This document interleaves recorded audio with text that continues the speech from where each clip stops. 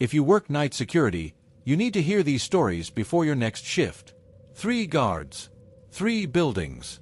3 nights that ended with police reports and unanswered questions. What they saw on those cameras wasn't supposed to be there. Security guards see things. Things most people never have to deal with. And while everyone else is sleeping safely in their beds, these people are alone in empty buildings, watching monitors flicker in the dark, walking through silent hallways where every sound gets amplified. Tonight I'm sharing 3 true stories from security guards who experienced things they still can't explain. Stories that made them quit their jobs. Stories that changed how they see the world. These aren't creepypastas or urban legends. These are real accounts from real people who were just trying to make a living. Let's start with the first one. Marcus had been working security at an old office building in downtown Detroit for about 6 months. The building was constructed in 1952, 12 stories of concrete and glass that had seen better days. During the day, it housed a few small businesses, some lawyers, an accounting firm, nothing unusual. But at night, Marcus was the only person in the entire building. His shift started at 11 p.m. and ended at 7 a.m. The routine was simple. Walk through each floor once every 2 hours, check all the doors, make sure nothing was out of place, then return to the security desk on the first floor and monitor the cameras. Easy money, he thought. Just him, his phone, and whatever podcast he decided to binge that night. The building had cameras on every floor except one. The basement. Management said they never bothered installing them down there because nobody ever went to the basement anymore. It was just old storage. Boxes of files from the 80s and 90s that nobody cared about but couldn't legally throw away yet. A few broken office chairs. Some old computer monitors. Dead storage. Marcus had been down there twice during his entire 6 months. Once during training, and once when he dropped his keys down the basement stairwell like an idiot. Both times, he got this feeling. Like the air was heavier down there. Like the temperature dropped 10 degrees the moment he walked through that door. But he chalked it up to the basement just being a basement. Old buildings feel weird. Everyone knows that. Then came March 14th. It was a Tuesday night, or technically Wednesday morning, around 2 a.m. Marcus was doing his rounds on the 7th floor when his radio crackled. Which was weird because nobody else had a radio. He was alone. The building didn't even have radio communication set up, he just carried one because his supervisor told him to, even though it had never worked in the 6 months he'd been there. Static. Then a voice. It was faint, broken up, but it sounded like someone saying, "Help me." Marcus stopped walking. He pressed the button on his radio. "Hello? Who is this?" More static. Then clearer this time. "Basement. Please." His skin went cold. This had to be a prank. Maybe someone broke in and found an old radio somewhere. Maybe it was interference from a radio station or a trucker passing by outside. He didn't know how radios worked, but he knew he had to check. He took the elevator down to the first floor, then walked to the basement door. It was a heavy metal door, painted gray, with a small window at the top that had been covered with old newspaper from the inside. He'd never noticed that before. Why would someone cover the window? Marcus put his hand on the door handle. It was ice cold. And this wasn't normal cold. This was the kind of cold that hurts to touch. He pulled his sleeve over his hand and opened the door. The smell hit him first. Mold and something else. Something sweet and rotten at the same time. The lights were motion activated, and they flickered on as he walked down the concrete stairs. Fluorescent lights buzzing like angry insects. His footsteps echoed. Everything echoed down there. When he reached the bottom, the basement stretched out in front of him. It was bigger than he remembered. Rows of metal shelving units covered in boxes and dust. A few old desks pushed against the walls. And at the very back, maybe 50 feet away, he could see a doorway he didn't remember seeing before. His radio crackled again. "Thank you for coming." The voice was clearer now. It sounded like a woman. Young. Maybe in her 20s. "Where are you?" Marcus called out. His voice didn't echo the same way his footsteps did. It sounded muffled. Absorbed. "I can't leave." "What do you mean you can't leave?" "Where are you?" He started walking toward the back doorway. As he got closer, the temperature dropped even more. He could see his breath. In March. In a basement. That didn't make sense. The doorway led to another room. Smaller. Just a concrete cube, maybe 15 feet on each side. There was nothing in it except a single office chair in the center facing away from him, and a briefcase on the floor next to it. "Hello," Marcus said. The chair turned around. Nobody was sitting in it. It just turned. Slowly. Deliberately. Until it was facing him directly. Marcus ran. He didn't think about it. His body just moved. He sprinted across the basement, up the stairs, through the door, and he didn't stop until he was back at his desk on the first floor. His hands were shaking so hard he could barely dial his supervisor's number. His supervisor didn't believe him. Told him he was probably tired, seeing things, that night shifts mess with your head. But Marcus refused to go back down there. He said if checking the basement was part of his job, then he quit. They found a replacement guard and asked him to check the basement. The new guard went down, looked around, and reported back that there was nothing unusual. No extra room. No office chair. No briefcase. Just boxes and old furniture. But Marcus knows what he saw.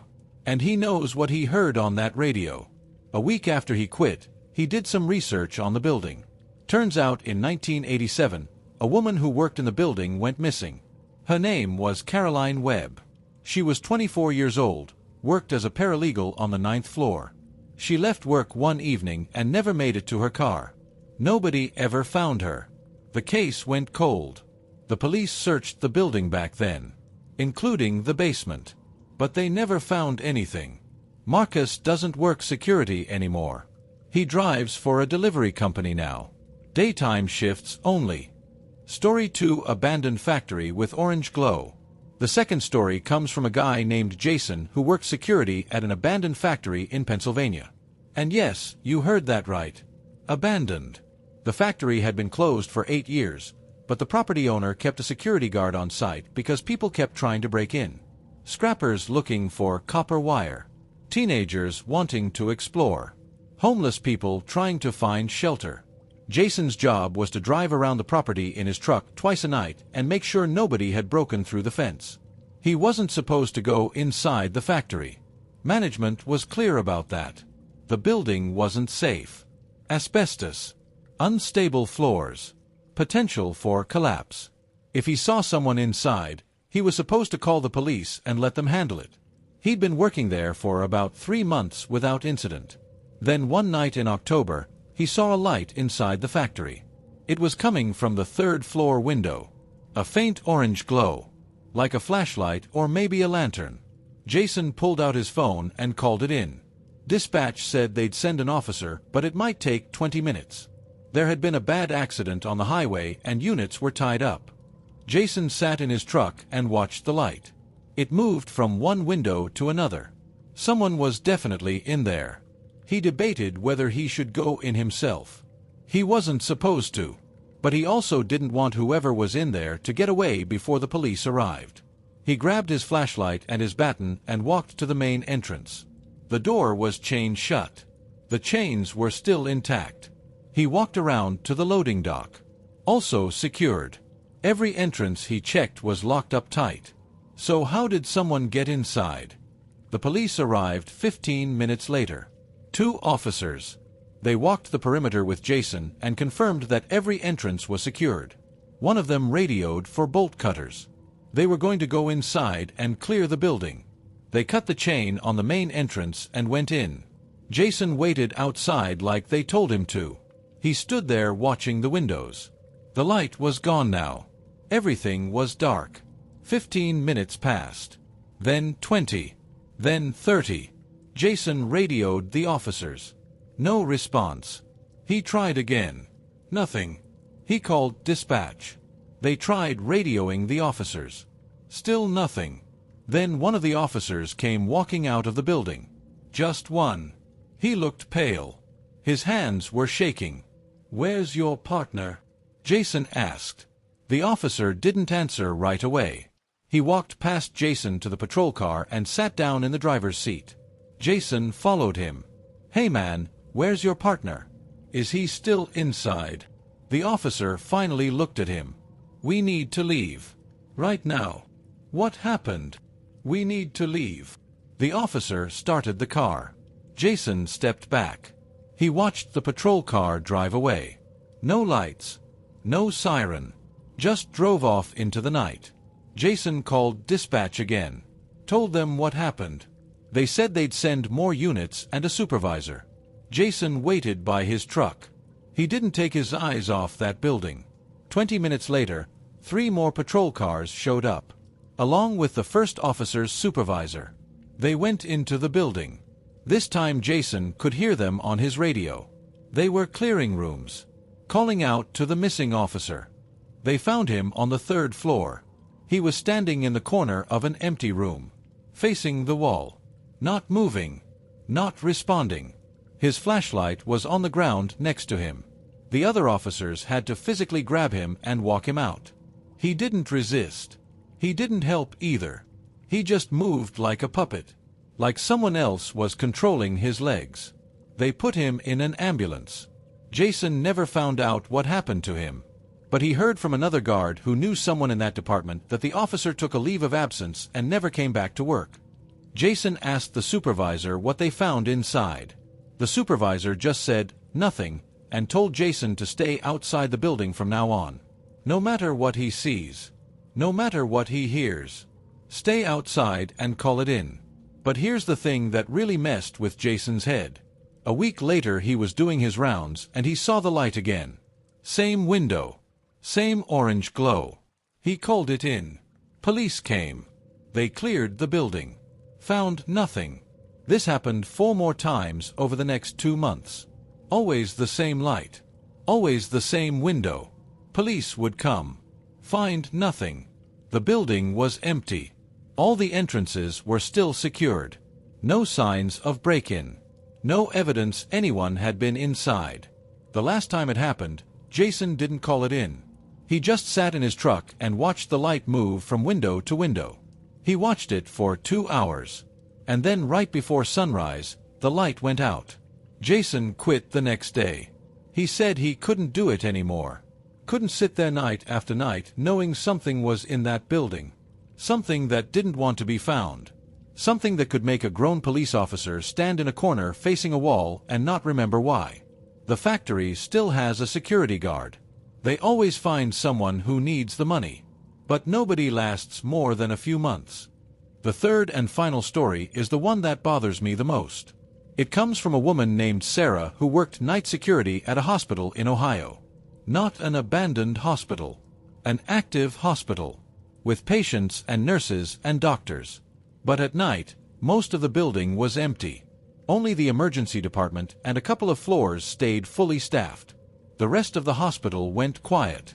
Sarah's job was to patrol the empty floors. Make sure doors were locked. Check that medical equipment was secure. Respond to any alarms. She'd been working there for 2 years.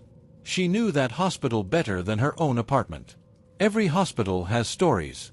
Nurses and doctors swear they've seen things. Heard things. Patients who died but their call light keeps turning on. Shadows moving in empty rooms. Elevators going to floors nobody called. Sarah had heard all the stories. She didn't believe any of them. Until the 4th floor. The 4th floor had been closed for renovations for about 6 months. The entire floor was empty. No patients. No staff. Just construction equipment and plastic sheeting. Sarah had to check it once per shift. Usually around 3 a.m. She'd done this check probably 100 times. Walk through the floor. Make sure none of the construction workers left any power tools plugged in. Check that all the windows were closed. Check the stairwell doors. 10 minutes tops. Easy. But one night in January, something was different. Sarah took the elevator to the 4th floor. The doors opened. The floor was dark except for the emergency exit signs casting that red glow. She stepped out and immediately felt wrong. That's the only way she could describe it. Just wrong. The air felt thick. Heavy. Like walking through water. And it was quiet. Too quiet. Hospitals are never completely silent. There's always something. An air vent. Distant voices. Equipment beeping. But this was dead silence. Sarah turned on her flashlight and started walking. The hallway stretched out in front of her. Doors on both sides leading to patient rooms. All closed. All empty. She checked the first few rooms. Nothing unusual.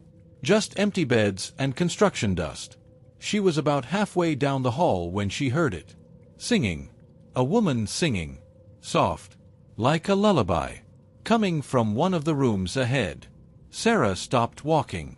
She listened. The singing continued. Gentle. Melodic. But there were no words. Just humming a tune. Hello. Sarah called out. This floor is closed. You're not supposed to be here. The singing stopped. Sarah waited. Nothing.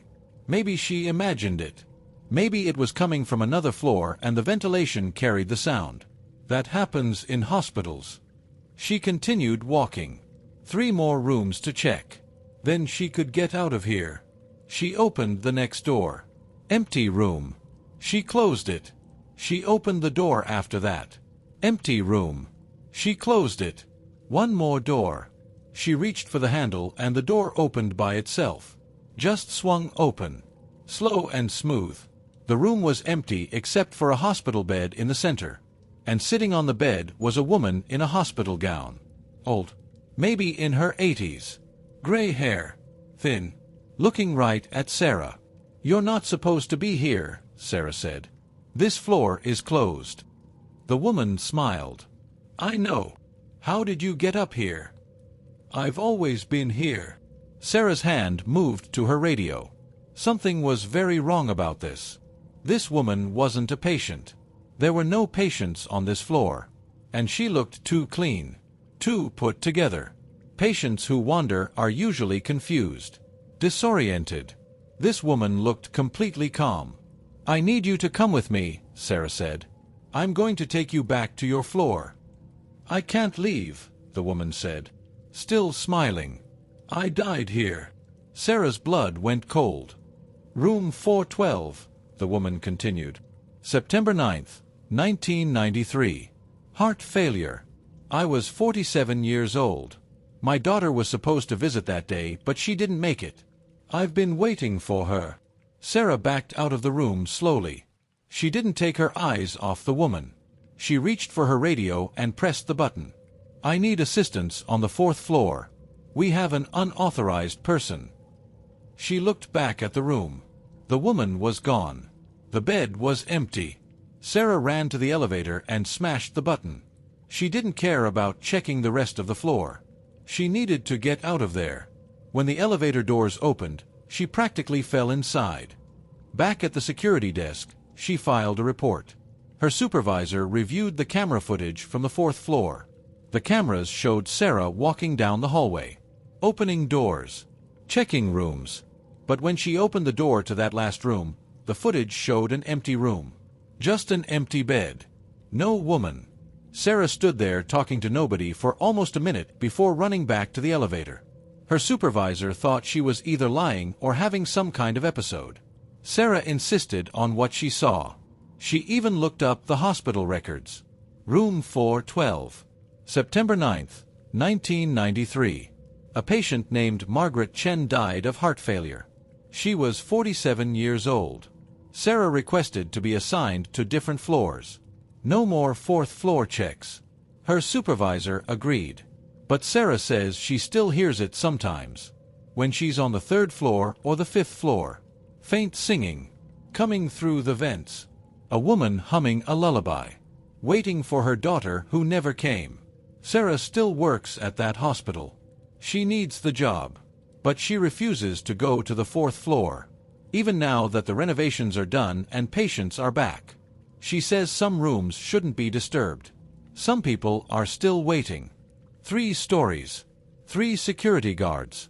3 nights that changed everything. Marcus won't work nights anymore. Jason won't go near that factory. Sarah won't step foot on the 4th floor. These people were just doing their jobs. Walking through empty buildings. Watching cameras. following their routes. They weren't looking for anything supernatural. They weren't trying to have paranormal experiences. But sometimes these things find you anyway. Sometimes you're just in the wrong place at the wrong time. And sometimes the people who are supposed to keep buildings safe learn that they're not alone in those buildings. That there are things working night shifts just like them. Things that never clocked out. Things that are still waiting. Still watching. Still there in the dark. If you work security, stay alert. Trust your instincts. And if something tells you to leave, don't ask questions. Just go. Subscribe for more true horror stories.